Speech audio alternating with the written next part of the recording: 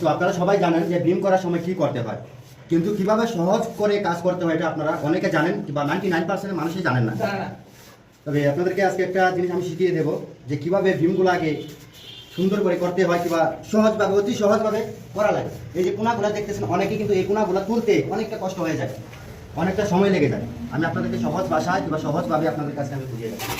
যেমন ধরেন আমি এই কোনাটা এটা ভেঙে গেছে, এই জায়গাটা ভেঙে গেছে, অনেক জায়গা ভেঙে গেছে। এই কোনাটা আমি কীভাবে তুলবো? যেমন এই জায়গাটা ভেঙে গেছে, এই জায়গাটা ভেঙে গেছে, এই কোনাটা কীভাবে তুলবো আমি আপনাদের কাছে দেখে এইভাবে এভাবে মশলা নেবেন হাতে, এভাবে ধরবেন, এই যে এইভাবে ধরে এরকম করে টান দেন, ব্যাস হয়ে গেল।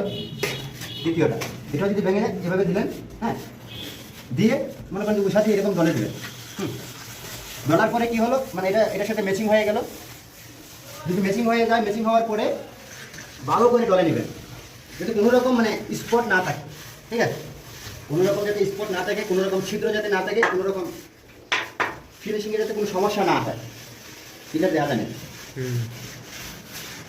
তো মূলত কথা হয়েছে, যারা রাজমিস্ত্রি কাজ করেন কিংবা করবেন, উদ্যোগে নেবেন, রাজমিস্ত্রি কাজ করাবেন, আগে দেখে নেবেন যে মিস্ত্রি কাজের ফিনিশিং কি, কীভাবে কাজ করে। এই জিনিসগুলো আগে বুঝতে হবে, জানতে হবে। আর না হলে মিস্ত্রিতে কাজ করি আপনি লাভ হবে না। কারণ একটা দক্ষ মিস্ত্রি মানে কাজ দেখলে, কাজের ফিনিশিং দেখলে বোঝা যায় সে কাজ কীরকম পারে বা কীরকম কাজ করতে জানে। হ্যাঁ, চেহারা দেখে কারো ম্যাটার করে না। আমি কালো সাদা এটা কোনো ম্যাটার না, সবচেয়ে বড় ম্যাটার হচ্ছে আমার কাজের প্রতি আমার দক্ষতা কীরকম, আমি কীরকম কাজ করতে পারবো, এটার উপর ডিপেন্ড করে। যেমন এই জায়গাটা ভেঙে গেছে, এই জায়গাটা যদি আপনি হাত দিয়ে দেন অনেকটা সময় লেগে যাবে, কিংবা গজ ধরে পাটটা ধরে যদি সমান করতে চান অনেকটা সময় লেগে যাবে। তখন আমি কী করলাম, আমি এটা দিয়ে সুন্দর করে মিলিয়ে দিলাম, বেশ হয়ে গেল। মিলিয়ে দেবো, একদম মিলে যাবে। তারপরে হালকা গজ ধরে আমি এটা ঠিক করে দেবো, বেশ দেখেন কত সুন্দর হয়ে গেলো ফলটা। অনেকটা দেখতে অনেকটা সুন্দর লাগে। দেখেন এই যে আমি সমান করে দিলাম, বেশ বেশ হয়ে গেল ফলটা। দেখেন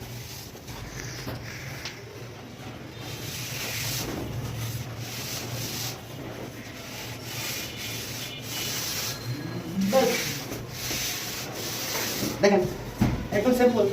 তারপরে মনে করেন যে আমি ভালো করে কষ্টটা খুঁজে নেবো বা পরিষ্কার করে নেবো।